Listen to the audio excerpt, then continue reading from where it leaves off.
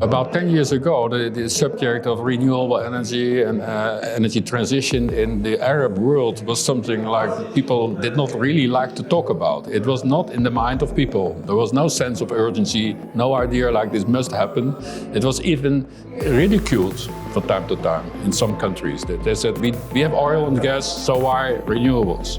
But today, only 10 years later, we have a general atmosphere across the board that people say, this is needed, it can be done, we understand why it's to be accepted. It has become part of the normal energy system. The natural energy resources that are in MENA are just incredible.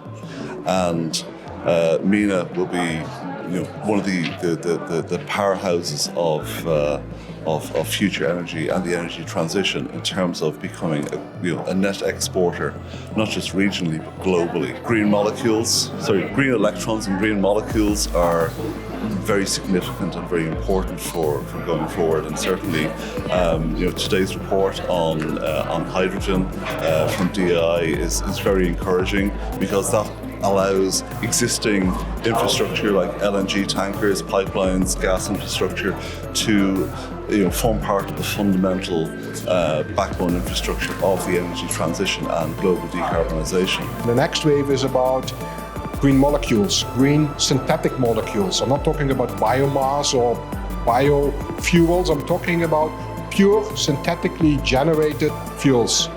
And that needs a lot of electricity, but only because the first wave allows us to produce renewable electricity at very low cost, we can now enter into the second wave. And that is where now Dii has embarked upon green hydrogen and potentially other fuels to follow on that. We can do a lot in this field, and to decrease the contribution of our well-being to further generations. Saw it in the beginning when Desertec Dii was announced. There was a lot of news in the German newspapers, $400 billion projects. The expectations were very high, the bar was raised very high, and after that Dii could never raise up to the expectations, because this was not the plan, it was completely misinterpreted. Dii is a facilitator, it's paving the way.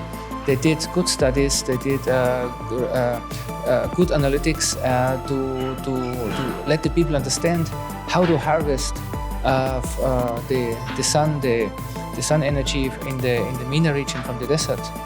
Working together is the only way that we can combat the climate change, which is real, which is pressing. Looking at the technologies available on the European side and the abundance of renewable energy that is available in the Middle East and African side, the match is just perfect. And organizations like this will facilitate this dialogue to continue and expand. Make a comprehensive talk between private sector and governments, because without appropriate policies and regulations, we cannot go in the way we have to go.